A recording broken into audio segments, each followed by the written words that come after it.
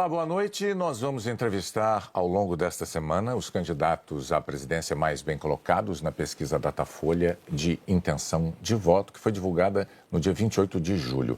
Pela ordem determinada em sorteio, com a presença dos assessores dos partidos, Jair Bolsonaro, do PL, é o entrevistado de hoje. Amanhã, Ciro Gomes, do PDT. Na quinta-feira, Luiz Inácio Lula da Silva, do PT. E na sexta-feira, Simone Tebet, do MDB. Nós vamos abordar os temas que marcam cada uma das candidaturas. O tempo total dessa entrevista é de 40 minutos. E, ao fim, o candidato vai ter 1 minuto para as considerações finais. Candidato Bolsonaro, boa noite. Obrigada pela presença. Eu agradeço também a sua presença, candidato, e o tempo começa a ser contado a partir de agora. Nós vamos começar a entrevista com um assunto que tem mobilizado os brasileiros. O senhor tem xingado ministros do Supremo Tribunal Federal, tem feito ataques sem prova nenhuma ao sistema eleitoral brasileiro. O senhor chegou, inclusive, a ameaçar não ter eleição no Brasil, como se coubesse ao senhor decidir uma coisa dessas. Candidato, com franqueza, o que é que o senhor pretende ou o que é que o senhor pretendeu com isso? O senhor pretendeu, por acaso, criar um ambiente que, de alguma forma, permitisse um golpe, contra o qual, inclusive, a sociedade civil se manifestou agora com a divulgação de 2 manifestos ou outros manifestos em defesa da democracia? Primeiro, você não está falando a verdade quando fala xingar ministros. Isso não existe. Isso não existe. É um fake news da sua parte. Outra coisa, eu quero é transparência nas eleições. Vocês, com toda certeza, não leram o inquérito de 2018 da Polícia Federal, que inclusive está inconcluso.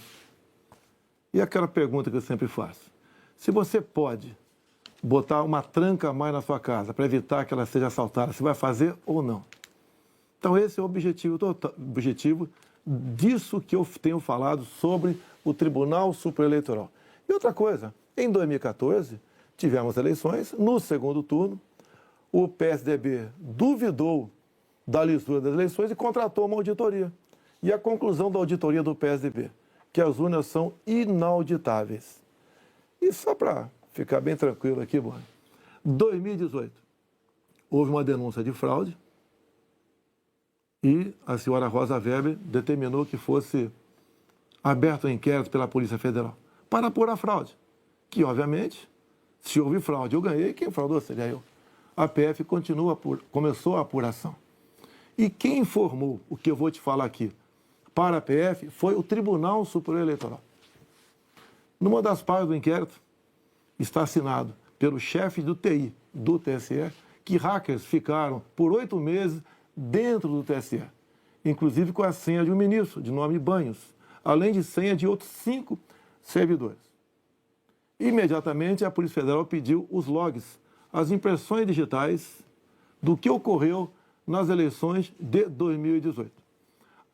O TSE podia ter informado no mesmo dia, mas 7 meses depois, o TSE informou que os logs haviam sido apagados.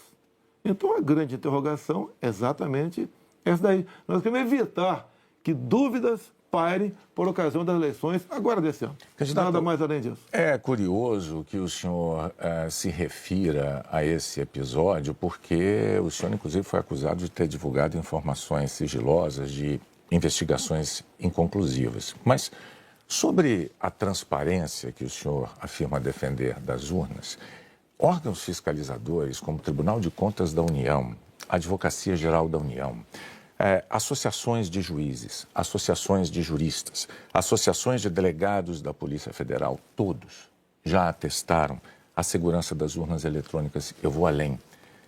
A transparência e a segurança das urnas eletrônicas tem sido motivo de orgulho da maioria da população brasileira. Agora, o senhor começou a sua resposta afirmando que eu tinha cometido fake news. Em nome da verdade, candidato, o senhor xingou ministro do Supremo de canalha. O senhor fez isso com o microfone. Então, e ele vinha fazendo contra mim. Mas, candidato, eu lhe perguntei qual era o seu propósito. Lembra a pergunta que eu fiz ao senhor? Qual era o seu propósito? Falou ministro. Foi um ministro específico. Senhor, Tá ok? Tá refeita aqui a dúvida? Mas não, é que o senhor disse que eu cometi fake news. Só para esclarecer, a pergunta que eu lhe fiz é: qual era o seu propósito ao xingar um ministro de canalha e ameaçar não permitir que as eleições fossem realizadas, se isso não lhe compete fazer? Não é uma atribuição do presidente da República, é uma atribuição constitucional, candidato. Quem vem sendo perseguido o tempo todo por um ministro supremo sou eu. Um inquérito completamente ilegal. E as medidas que vinham sendo tomadas por esse ministro eram contestadas. Lá atrás, inclusive, a procuradora Raquel Dodge deu um parecer para que esse inquérito deixasse de existir. E continua existindo. A temperatura subiu. Hoje em dia, pelo que tudo indica, está pacificado. Espero que seja uma página virada. Até você deve ter visto, por ocasião da posse do senhor Alexandre de Moraes, um certo contato amistoso nosso lá.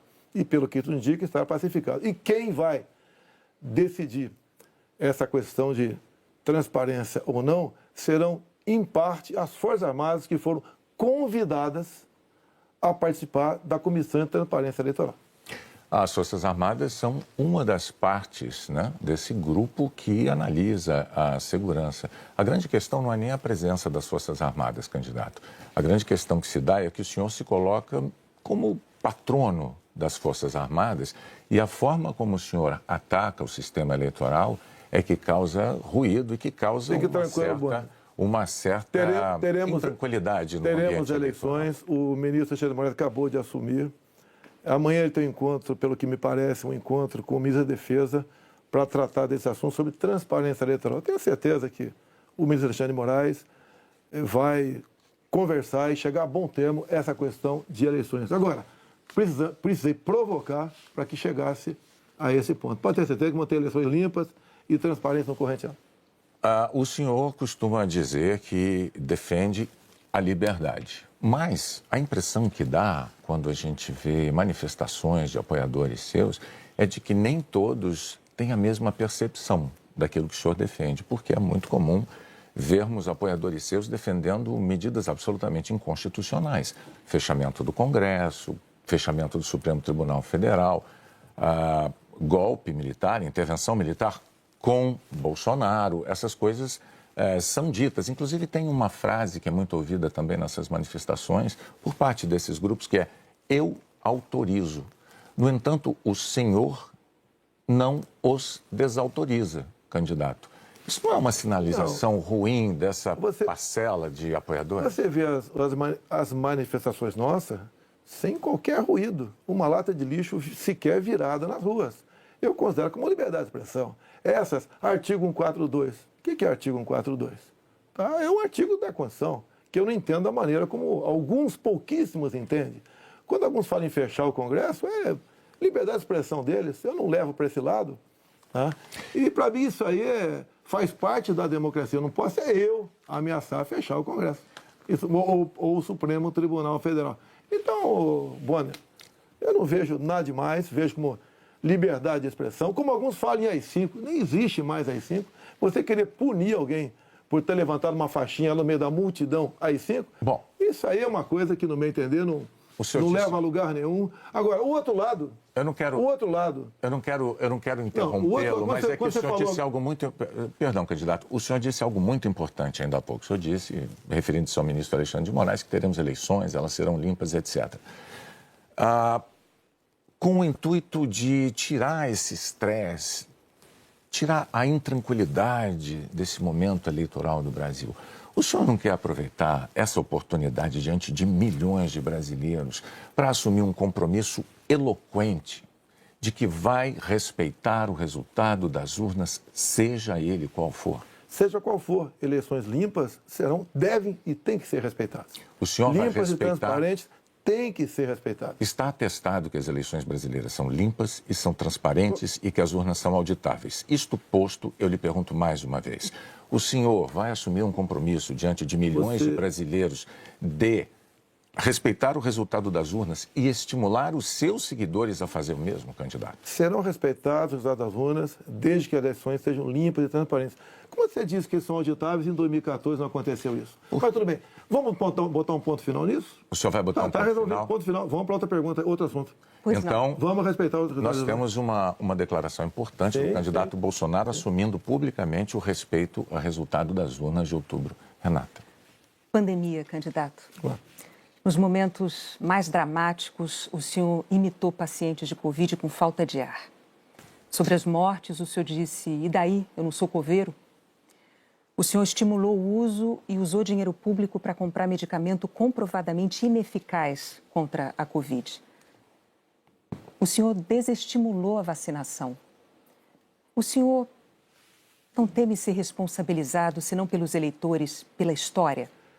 Olha, nós compramos mais de 500 milhões de doses de vacina. Só não se vacinou aqui, eu não quis. Eu acho que vocês dois se vacinaram. Comprada por mim. E em tempo bem mais rápido que outros países, que isso não tinha no mercado. Não poderia eu, num primeiro momento, por exemplo, falar que devíamos assinar certos contratos, como, por exemplo, com a Pfizer, onde a Pfizer não garantia a entrega da vacina. A primeira vacina no mundo foi dada em dezembro de 2020. Em janeiro, nós já estávamos vacinando no Brasil. Então, fizemos a nossa parte. E o grande erro disso tudo foi um trabalho forte da grande mídia, entre eles a Globo, desestimulando os médicos a fazerem o tratamento precoce, que isso é conhecido como uma liberdade do médico. Quando algo é desconhecido, como até hoje é desconhecido ainda os efeitos possíveis, efeitos colaterais da vacina, desaconselhar, inibir, ameaçar, caçar o registro de médicos. Isso que foi errado feito durante a pandemia. Mas, candidato, o senhor desestimulou a vacinação. Isso não tem nada a ver com liberdade. O senhor chegou a dizer que quem tomasse a vacina poderia virar jacaré. Mas o senhor associou a vacinação ao vírus da AIDS. E mais, quanto às vacinas, a Pfizer esperou 93 dias por uma resposta quando a empresa procurou o governo para tratar de vacina. A Coronavac, o senhor desautorizou o ministro e chegou a suspender a compra da vacina. Não houve suspensão da minha parte. A questão da Pfizer. No contrato da Pfizer estava escrito: não nos responsabilizamos por qualquer efeito colateral. Outra coisa, a Pfizer não apresentou quais seriam os possíveis efeitos colaterais. Eu usei uma figura de linguagem: jacaré. Figura de linguagem? Sim. Mas você acha que é o caso de brincadeira? Não é brincadeira isso. Isso faz parte da literatura portuguesa. Então, brincadeira é, num momento difícil para o Brasil, a imprensa desautorizar os médicos pela sua liberdade de clinicar. Esse foi o grande problema. E outra coisa, eu não errei nada do que eu falei. Eu falei no início da pandemia que nós devíamos tratar dos idosos, pessoas com comorbidade, e o resto da população trabalhar. Isso eu falei e não errei. Hoje, muitos países já falam que o lockdown foi um erro, que as pessoas se contaminavam muito mais em casa do que nas ruas. E outra coisa, se falava em fazer o que o lockdown? Lockdown 1 mês, 2 meses no máximo para achatar a curva. Durou mais de 1 ano o lockdown. E até hoje continua gente falecendo por Covid. Ou seja, o lockdown serviu sim para atrapalhar a nossa economia e contaminar mais pessoas ainda em casa. Candidato, mas as medidas socioeconômicas importantíssimas, elas foram adotadas por governos no mundo inteiro justamente para sustentar o fique em casa no pico da pandemia, fique em casa se puder. Para que as pessoas pudessem proteger a própria vida e, ao mesmo tempo, receber um amparo econômico. Para evitar o colapso dos hospitais, aliás, como nós vimos em Manaus. Pessoas morrendo com falta de oxigênio por um erro de logística e gestão do seu ministro da Saúde. Negativo. Menos de 48 horas estavam chegando já cilindros lá em Manaus. Lá foi uma coisa atípica, anormal, que aconteceu de uma hora para outra. Menos de 48 horas, cilindros começaram a chegar em Manaus de alguns pontos do Brasil. Fizemos a nossa parte em Manaus. Não faltou da nossa parte recursos bilionários para governadores e prefeitos enfrentarem a Covid, construírem hospitais de campanha. Então, fizemos a nossa parte. Raros países do mundo que fez algo melhor do que nós fizemos. E o resultado, até o OMS reconhece isso daí. Fizemos a nossa parte. O senhor mencionou 48 horas, o fato é que Manaus ficou uma semana, mais de uma semana, 9 dias, sem receber o apoio das pessoas com falta de oxigênio nos hospitais. Não é verdade isso. Agora, não é verdade. Candidato, sobre o seu comportamento, com as frases que eu mencionei, imitando pacientes com falta de ar, muitos viram isso como um sinal de falta de compaixão. Eu queria que você botasse no ar eu imitando falta de ar. Realmente... Mas falta de compaixão... Bom, então você começou a mudar. Desculpe, você começou a mudar, tudo bem. Eu completar a minha frase. Muitos viram isso como uma falta de compaixão, de solidariedade com os doentes, com as vítimas, com os parentes das vítimas. O senhor se arrepende? A solidariedade, eu me manifestei conversando com o povo nas ruas, visitando a periferia de Brasília, vendo pessoas humildes que foram obrigadas a ficar em casa sem ter um só apoio do governador ou prefeito. Isso que aconteceu. E nós fizemos exatamente o quê? Demos o auxílio emergencial imediatamente. 68 milhões de pessoas humildes começaram a receber o auxílio emergencial. Eles estavam condenados a morrer de fome dentro de casa. O senhor não se arrepende das declarações? Ou ir para as ruas, fazer o que não queriam. Poderiam ter um caos na rua, caos porque pessoas com fome iam para as ruas. Criamos imediatamente o auxílio emergencial. Fizemos a nossa parte. Demos tanto dinheiro para governadores e prefeitos que a gente não tem notícia de eles terem atrasado folha de pagamento ou até mesmo 13º. E quando tivemos a oportunidade de investigar fraudes, aquela CPI do circo feita por Renan Calheiros, Omar Aziz e Randolfo Rodrigues, não quiseram investigar os desvios de recursos enviados para 9 governadores do Nordeste. Fizemos a nossa parte e tratei com muita seriedade essa questão. Agora, não adotei o politicamente correto. Não estimulei. Inclusive, o que eu falei é que quando foi decidido o que era essencial, o trabalho essencial, eu falei, deve ser todo aquele necessário para o homem ou a mulher levar o pão para dentro de casa. A própria MS concordou comigo nessa questão. Então o senhor chama isso de politicamente incorreto? O senhor não se arrepende do seu comportamento, das frases que fez, imitando pessoas com falta de ar, como solidariedade com as famílias que sofreram? Você acabou de falar que eu não imitei falta de ar e voltou a falar em falta de ar novamente. Você voltou a falar em falta de ar novamente. 700 mil mortos. A minha pergunta é muito específica. O senhor se arrepende disso? Lamento as mortes. Não tem que não perder um parente, um amigo. Lamento as mortes. Agora, não poderia ser tratada a Covid da forma como começou a ser tratada. E quando você fala em tratamento precoce, lembre-se que no protocolo do Mandetta tinha o tratamento precoce lá, mas só em casos graves, onde eu não concordei com ele. No início, o protocolo do Mandetta era vá para casa. Quando sentir falta de ar, procura um hospital. Eu falei, procurar para quê se não tem remédio? E não tinha vacina também naquele momento. Bom, vamos falar de economia? Eu só queria observar, a Renata não retirou observação sobre o fato de o senhor ter imitado pessoas com falta de ar. Ela disse, não. Ela disse que o senhor imitou gente com falta de ar e que faltou também a solidariedade. Bom, foram as duas coisas. E o senhor não respondeu mas, candidato, o senhor já deixou claro que o senhor acha que mais brasileiros se contaminaram por ficar dentro de casa sem se expor. Não, o senhor disse isso. Nova York mostra isso aí. O senhor disse isso. Então, vamos agora para a economia. Dentro de casa que fora de casa. Vamos para a economia. Vamos para a economia, que é um tema que o senhor também gostaria de abordar certamente. Em 2018, como candidato, o senhor disse assim, numa entrevista: eu sei do que é que o povo precisa. Inflação baixa, taxa de juros menor, dólar menor. Aí veio o seu governo, os juros básicos da economia dobraram, a inflação mais que dobrou, o dólar que estava em R$ 3,90 está em mais de R$ 5,00. É verdade que tudo isso se deu num cenário de pandemia e num cenário também de guerra na Ucrânia. Ocorre que esse cenário não mudou, não é? A pandemia não acabou, infelizmente, e a guerra da Ucrânia é uma realidade ainda. Pergunto, candidato, qual é o seu plano, uma vez reeleito, para cumprir num segundo mandato as promessas que o senhor fez em 2018 para a economia? Primeiro, as promessas foram frustradas pela pandemia, por uma seca enorme que tivemos no ano passado e também pelo conflito da Ucrânia com a Rússia. Se você pegar os dados de hoje, você vê o Brasil como talvez o único país do mundo com uma deflação. Um país onde vai ter uma inflação menor do que, por exemplo, a Inglaterra, menor que os Estados Unidos. Você vê também que a taxa de desemprego tem caído no Brasil.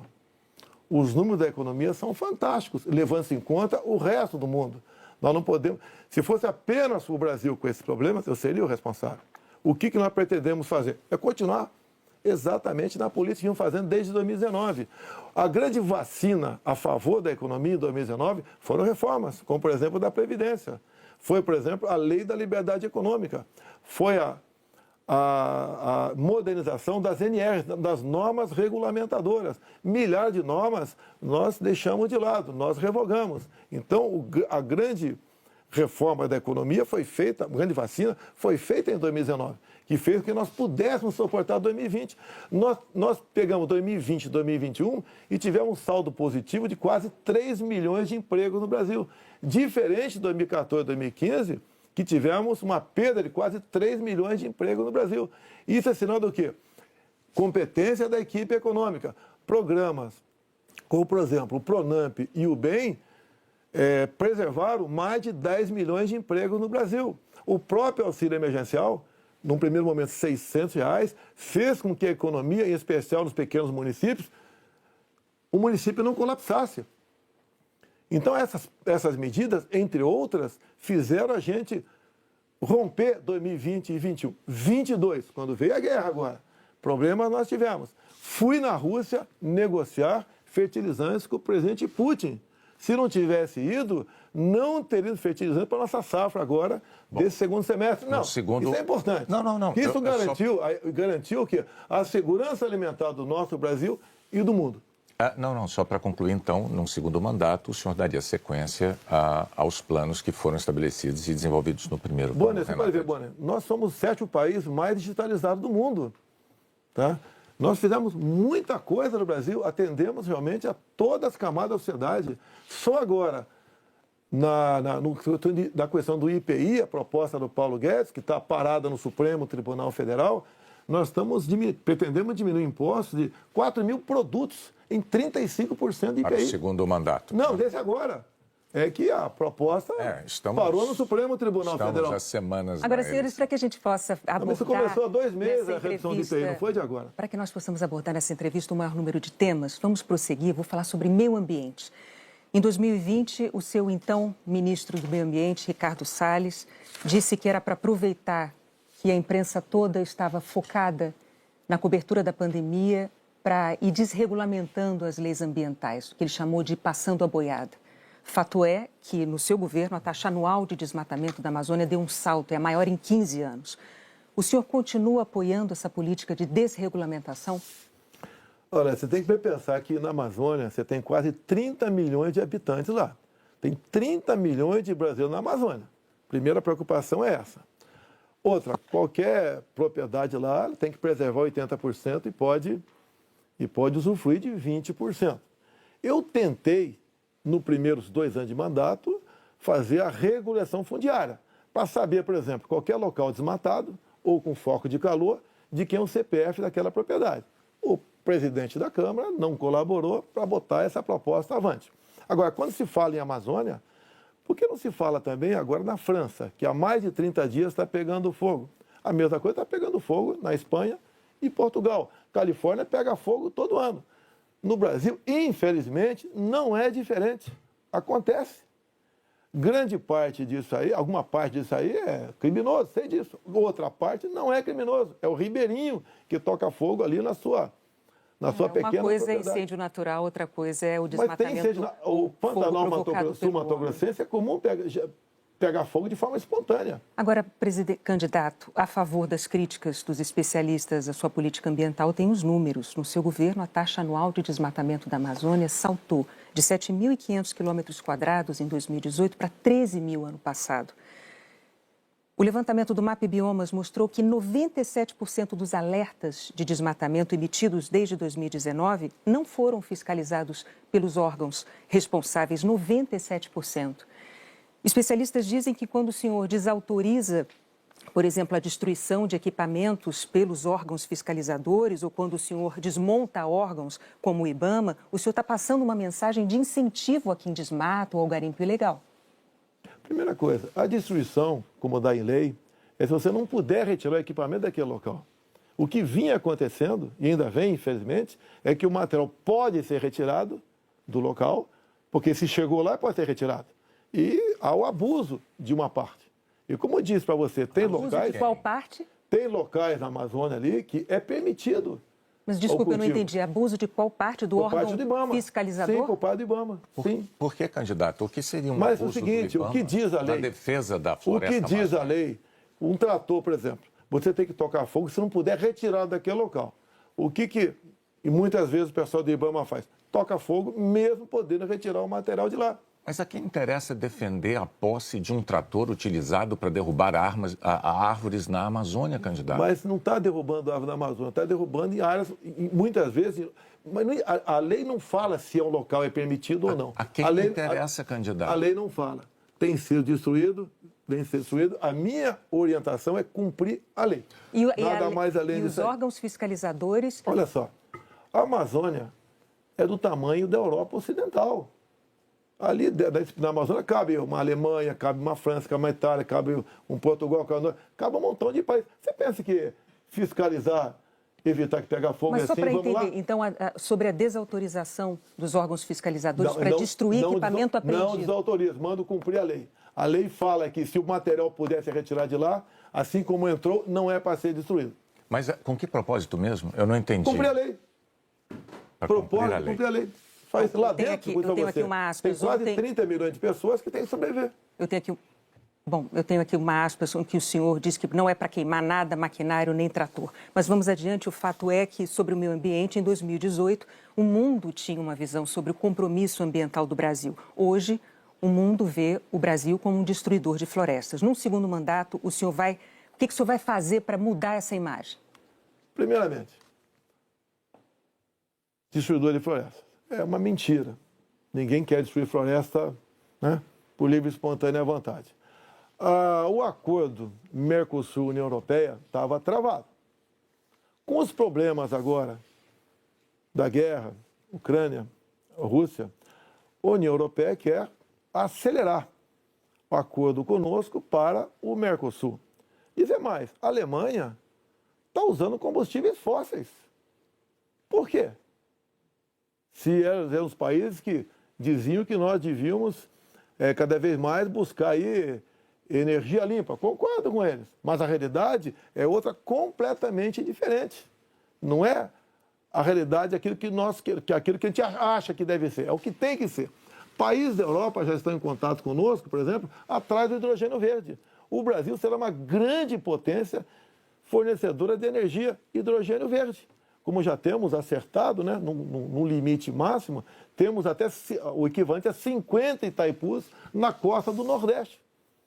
E nós vamos exportar esse hidrogênio verde para a Europa toda. Ou seja, o Brasil é um exemplo para o mundo. Você pega, está na minha frente por coincidência aqui, por exemplo, as áreas reservadas em países outros para agricultura, não é pecuária, é agricultura. Somente a União Europeia é de 45% a 65%. Você pega países como a Alemanha, 56% para a agricultura. Então, você pega o Reino Unido, 63% para a agricultura. O Brasil preserva 2/3, 66% da sua área verde. O Brasil não merece ser atacado dessa forma. Porque, no fundo, há um interesse no agronegócio. É deixar o Brasil de lado. Agora, cada vez mais o mundo vê, como a própria presidente do OMC disse, há 2 meses, 3 meses atrás, disse o quê? Que o mundo, sem o agronegócio do Brasil, passa fome. Ou seja, a realidade é isso aí. Vamos ver se o Brasil consegue mudar essa imagem. Vamos tentar mudar, sim. Bom, vamos falar de política agora, candidato. Muito importante isso agora. Está também nas atenções por motivos claros. Em 2018, o senhor candidato à presidência, o senhor se apresentava como o candidato da antipolítica e o candidato contra o Centrão. Na convenção do seu partido, o general Heleno chegou a cantar se gritar, pega Centrão, não fica um, trocando a palavra ladrão por Centrão, etc. Isso ficou muito famoso. Hoje, a verdade é que o Centrão, ele é a base do seu governo. Na semana passada, quando o senhor estava saindo lá do Palácio da Alvorada, inclusive o senhor enfrentou lá um incidente com aquele youtuber que foi cobrar do senhor essa aliança do seu governo com o Centrão. Eu pergunto, por que eleitores como aquele, que se sentem traídos pelo senhor, acreditariam nas suas promessas de agora? Você está me estimulando a ser ditador. Eu, candidato? Você. Porque o Centrão são mais ou menos 300 parlamentares. Se eu deixar de lado, eu vou governar com quem? Não vou governar com o parlamento. Então você está me estimulando a ser um ditador. São 513 deputados. 300 são de partidos de centro, pejorativamente chamados de centrão. O lado de lá, os 200 que sobram, é o pessoal do PT, PCdoB, PSOL, Rede. Não dá para você conversar com eles. Até eles não teriam número suficiente para aprovar sequer um projeto de lei comum. Então, os partidos de centro fazem parte, em grande parte, da base do governo para que nós possamos avançar em reformas, como temos avançado em muitas coisas. Como, por exemplo, através do Centrão, nós conseguimos o Auxílio Brasil de R$600 para 20 milhões de famílias. Dá para imaginar isso? E olha só, os partidos de esquerda votaram contra o parcelamento dos precatórios, que era condição para a gente dar lá atrás R$400 de Auxílio Brasil para esses mais necessitados. Então o PT votou contra o Auxílio Brasil de 400. Não, votou contra a questão dos precatórios. Do parcelamento, porque sem parcelamento você não tem como conseguir recurso no orçamento para pagar os 400. Assim como agora o PT também votou contra, tá? Ou melhor, discursou contra os R$600 e votou favorável. A questão política, assim como a questão de poucos meses, para diminuir o preço da gasolina no Brasil, todos os senadores do PT votaram contra a redução de semestre no Senado. Agora vamos lá, candidato. Agora, como é que eu vou trabalhar com o parlamento sem os partidos de centro? Mas a questão... O senhor disse que eu estou estimulando o senhor a ser Está ditador. estimulando, sim. Por favor, candidato. Não, longe de mim, não. Eu não estimulei nada. É que a questão é a seguinte. Em 2018, o senhor chegou a dizer, até com propriedade, que governos anteriores tinham feito alianças com o Centrão. Mas o senhor disse criticamente que esses governos anteriores tinham feito nomeações com interesse político partidário e que isso tinha tudo para dar errado. O senhor chegou até a concluir assim: por isso eu não integro o Centrão. Mas recentemente, há dias, o senhor, com muita naturalidade, disse assim: eu sempre fui do Centrão, eu vim do Centrão.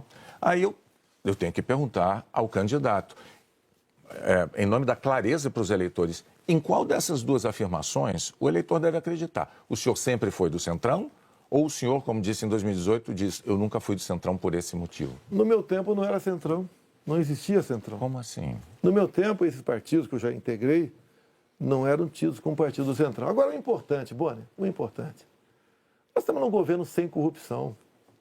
Eu indiquei ministros pelo critério técnico.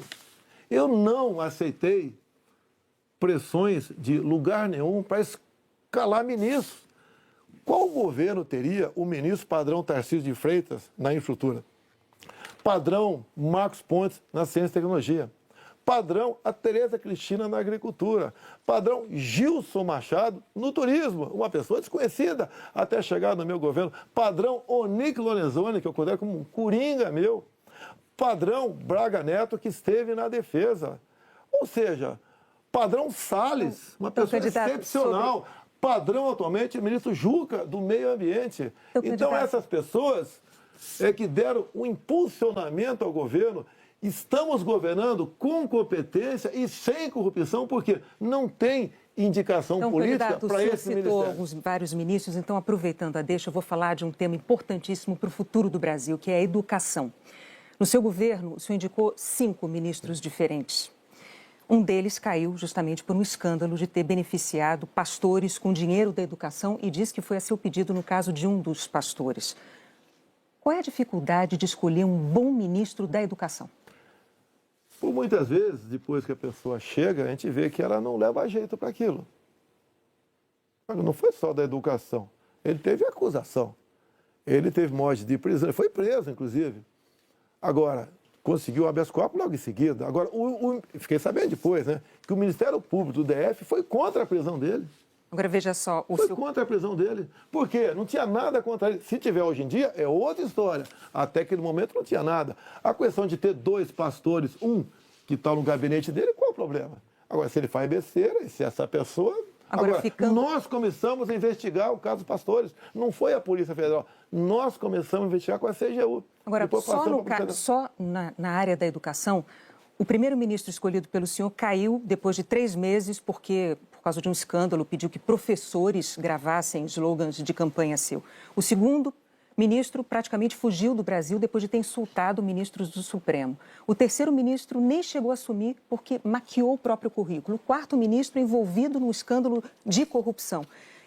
Quais são os critérios que o senhor usa para escolher um ministro de uma área tão vital para o futuro do país? As pessoas se revelam quando chegam. Atualmente, eu tenho um excelente ministro da Educação.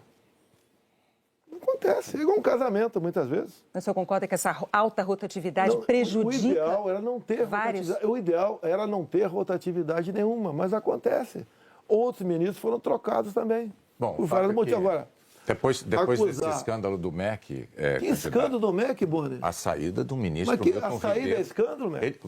Não é escandaloso, candidato. Sim. Um ministro destinar dinheiro da educação para 2 pastores, dizendo que o presidente da República indicou um deles... Cadê o duto cadê o duto do dinheiro vazando ali? Cadê o dinheiro? Candidato, não sabemos. Cadê o dinheiro aparecer? Você não sabe? E está me acusando? Está acusando o Milton por isso? O senhor tem todo o direito de achar que não foi um escândalo. Nós vamos adiante.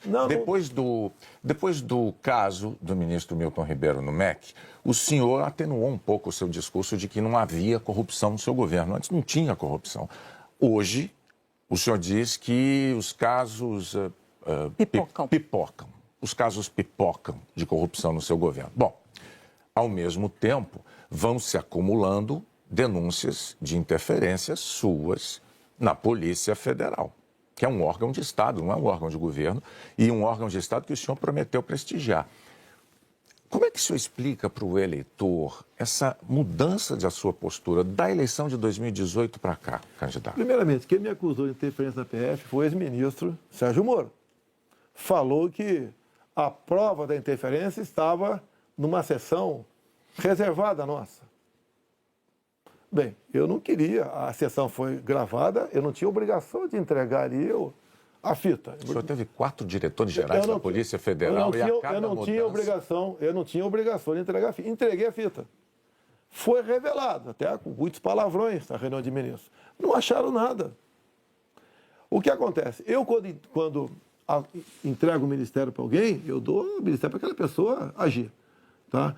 A Polícia Federal, com a saída do Sérgio Moro, melhorou e muito na apreensão de drogas, na apreensão de numerários, tá? Em operações, melhorou muito.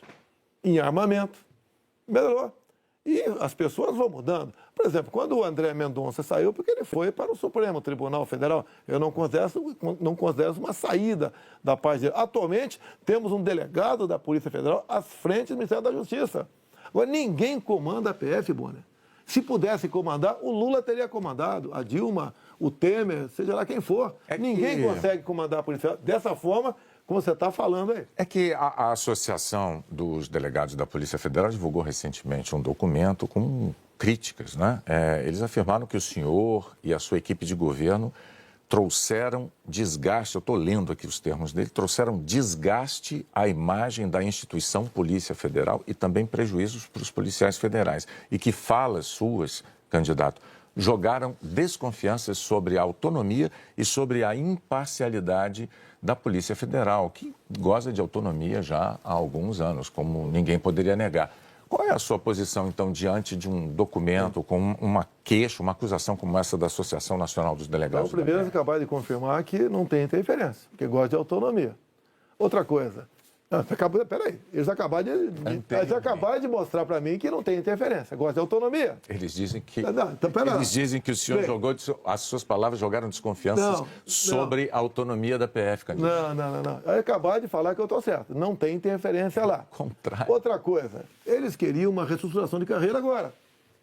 Eu achei até justo. Mas outras categorias não concordavam com isso, sem serem beneficiadas também. E daí começou um movimento por parte de alguns delegados da PF, contrário à minha posição, que deságua numa nota como essa daí. Eu queria, inclusive, reestruturar a Polícia Rodoviária Federal, que era bem mais fácil, menos onerosa. Os delegados, essa mesma associação, não topou fazer isso aí. Então, aí está uma briga política, salarial, por trás disso. Candidato, o senhor agora tem 1 minuto para suas declarações finais. Pois é, passou rápido. Eu queria ficar algumas horas com vocês aí. Tá? Quando o senhor começar, a gente começa a contar o tempo. Vamos lá. O que eu tenho a falar para a população brasileira? Peguei o Brasil numa situação crítica, na questão ética, moral e econômica. Começamos a trabalhar, tá? Fizemos muitas reformas em 2019. Infelizmente tivemos a Covid, depois tivemos a guerra lá fora, tá? Tivemos uma seca enorme. E nós fizemos tudo o possível para que a população brasileira sofresse o menos possível. Isso nós fizemos. Hoje você nota o preço do combustível caiu assustadoramente, nada de canetada, com o trabalho nosso junto ao parlamento brasileiro, conseguimos R$600 de Auxílio Brasil para 20 milhões de pessoas mais pobres, conseguimos a transposição do São Francisco, que estava parado desde 2012, levando água para o Nordeste. Nós pacificamos o MST, titulando terras pelo Brasil, e 90% dessa titulação foram para as mulheres. Criamos o PIX, tirando dinheiro de banqueiros, fazendo com que a população pudesse se transformar muitos em pequenos empresários, um PIX sem qualquer taxação em cima do PIX. Anistiamos 99% da dívida de 1 milhão de jovens junto ao FIES. Encerrou? Acabou. Muito obrigado aí, até a próxima. É boa, né? Renato, até a próxima. Candidato, mais uma vez, muito obrigado por ter vindo e por ter prestado esses esclarecimentos ao público telespectador, aos eleitores brasileiros. Nós voltamos ao estúdio do Jornal Nacional.